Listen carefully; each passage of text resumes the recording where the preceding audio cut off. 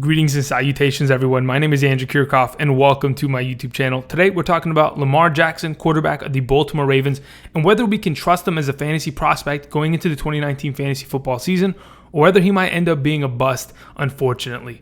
We're going to go over the pros and cons of his situation as we enter the season, and at the final, I'm going to give you my thoughts and how we can potentially approach or avoid him in 2019. So before we begin today's video, I want to remind you all that I have started my Patreon recently. The link is in the description. Also, if you follow the link, there is a video connected to it to give you my thoughts and all the information required if you're interested. So any support would help, and I much appreciate all of you who have already done so. Also, reminder, if you haven't yet, click that subscribe button today. We've got David Bakhtiari back, left tackle of the Green Bay Packers. Not only is he protecting that subscribe button like it's Aaron Rodgers, but hey, get that mouse cursor, maybe put on a spin move, a bull rush, a bull and pull, club and rip, make a move, get to the quarterback, and click that subscribe button, and join the community. Goodness. Hey everybody, how's it going? All right, hope everyone's doing well. We're talking about Lamar Jackson today. So as we all know, Lamar Jackson is one of the most intriguing quarterbacks when it comes to fantasy football, and to be honest, in football in general. Lamar Jackson is not your typical pocket passer. He is a mobile quarterback that is going to burn you with his legs. He did that throughout his entire career at Louisville in college, and just in his final 2 seasons there. The amount of stats that he put up, he won a Heisman Trophy, and he was insane.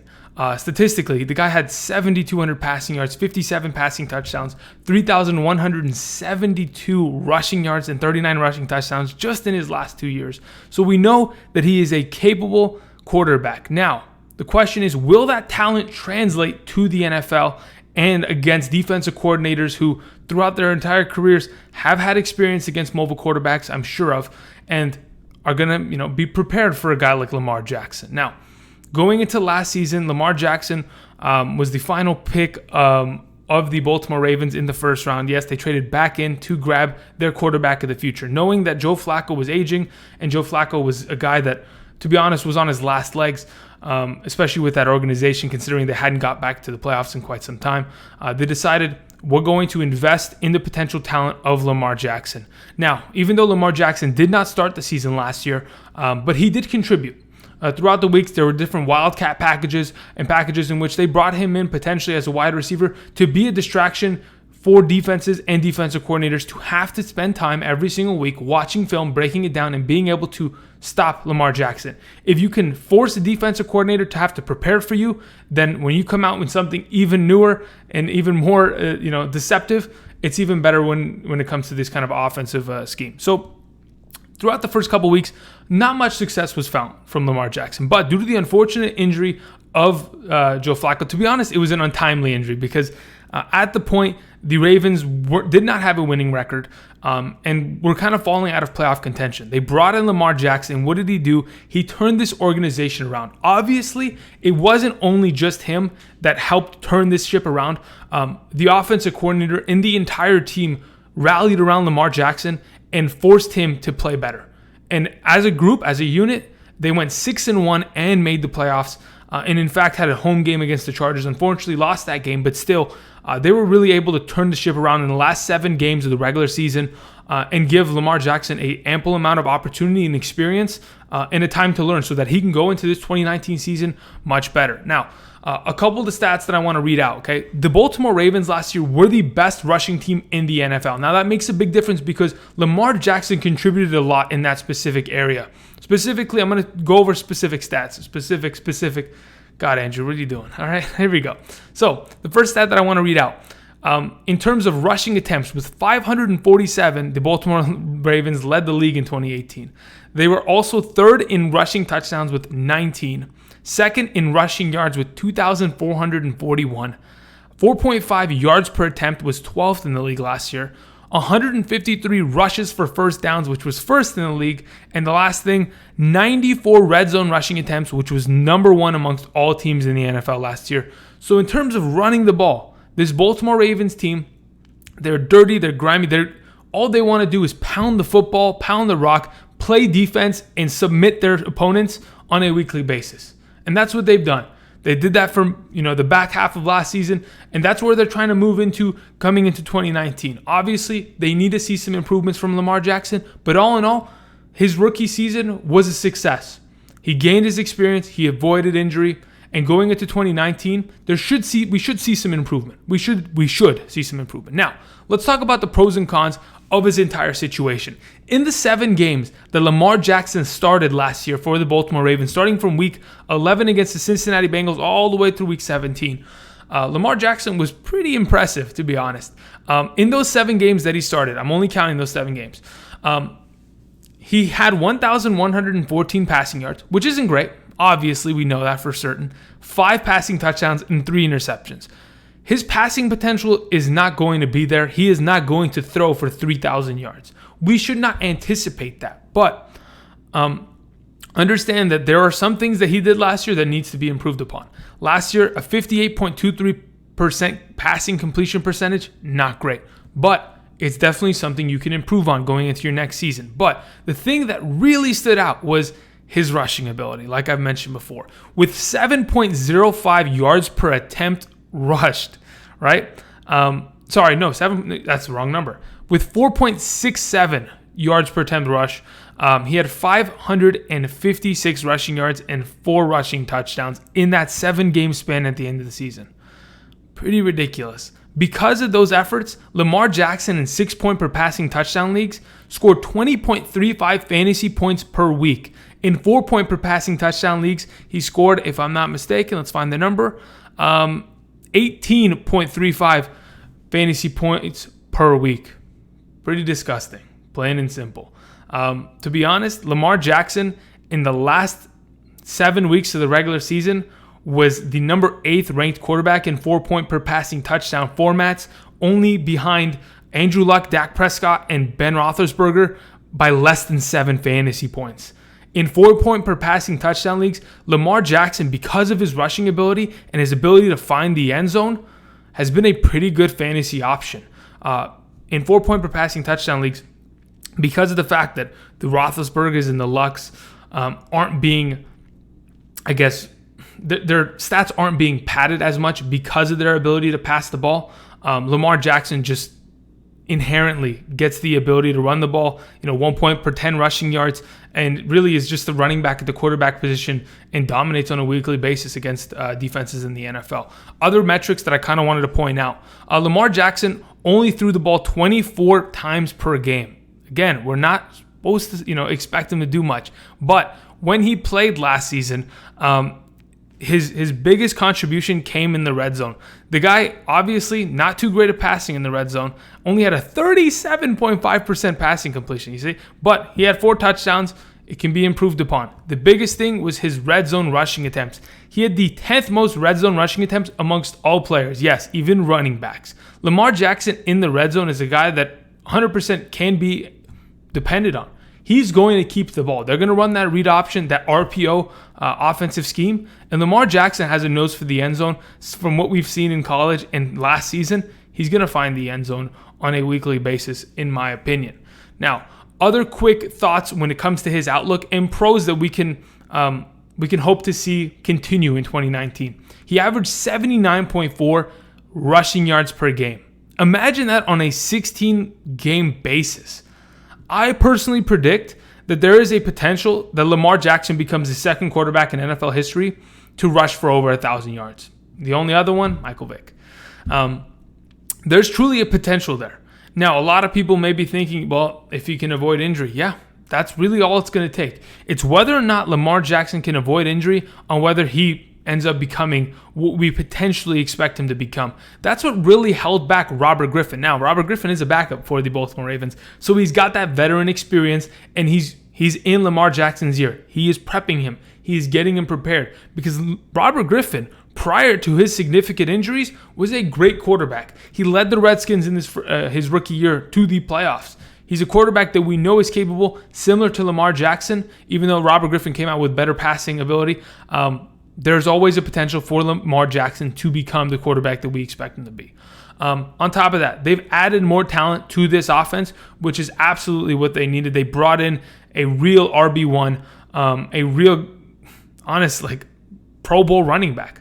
Mark Ingram, I don't care what you guys say. Mark Ingram is a hell of a running back. Bringing him into this backfield only helps Lamar Jackson even more. Now, the biggest problem obviously will be the situation at the receiving position, which is a con, but they also brought in a little bit of help. They brought in Marquise Brown at the wide receiver position and Miles Boykin. So they've brought in a couple guys here and there that hopefully will build a little bit of a rapport with Lamar Jackson as the weeks go by. A little bit of information I heard, people were saying that was it Boykin that was looking like Michael Thomas out there, like a mini Michael Thomas? I don't know. Well, that could just be all smoke, and they're gassing him up, but either way. All right, so overall, as a pro, he played well last year. He averaged a good amount of points. The question is whether he stays healthy. And that's where we transition to the cons of Lamar Jackson. Can Lamar Jackson stay healthy? With only 58% of his passes completed, I mean, if we don't see that number increase, there's going to be some pretty bad weeks coming out of him. Like, as a fantasy owner, can you reliably anticipate Lamar Jackson having great weeks? Now, that's the entire question. With the receiver position pretty much being rookies outside of a Willie Snead, Mark Andrews in his second year, Hayden Hurst in his second year, really there's not a lot of experience at the receiver position here. We have an experienced offensive line. We have a backfield of 4 guys that are going to be great at the running back position as they rotate.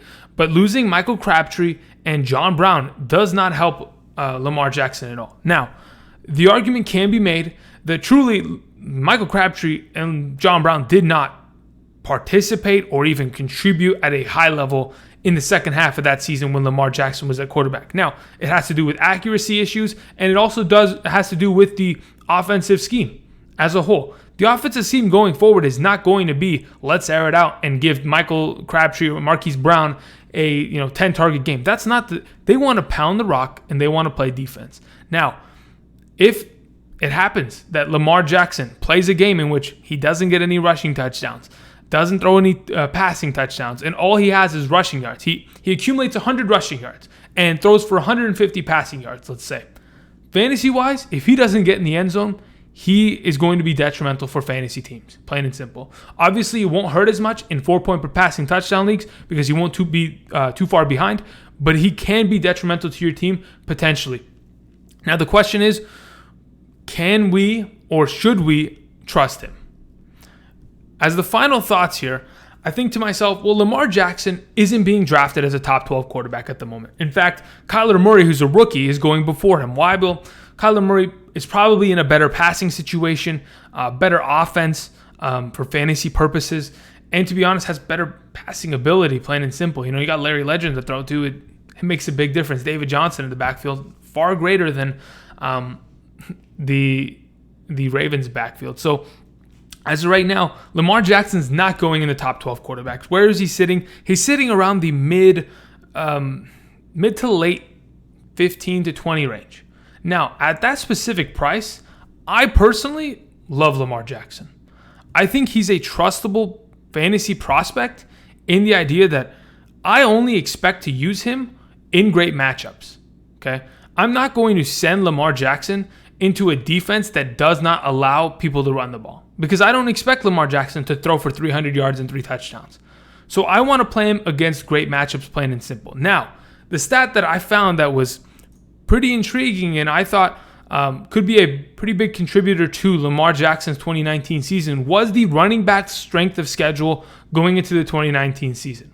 According to multiple websites, Fantasy Pros was the first one that I found, but other websites that I will link down below, the running back strength of schedule has the Baltimore Ravens with the easiest schedule in 2019. So now you may be thinking, okay, that's the running back strength of schedule. Andrew, what about the quarterback? Lamar Jackson is not a quarterback. We have to kind of suspend our disbelief a little bit and understand that, yes, he's going to throw the ball from time to time. He's going to throw the ball 20 times a game. Sure, he might complete 10 of them. But other than that, he is honestly a running back at the quarterback position. He has the ability to roll out, either throw the bomb or run and use his legs and gather fantasy points. He's truly a running back. And when you have the easiest strength of schedule going forward into the 2019 season compared to all teams, it only bodes well for the best rushing offense in the NFL. In the 7 games that they played last season with Lamar Jackson at quarterback in the regular season, the Baltimore Ravens averaged 230 rushing yards per game. Plain and simple, Lamar Jackson knows how to run this offense, has gotten more experience, more confidence in himself, whether that's in the passing game or in his reads as a quarterback in general, reading defenses. I personally believe they've set up an offense around him to find success.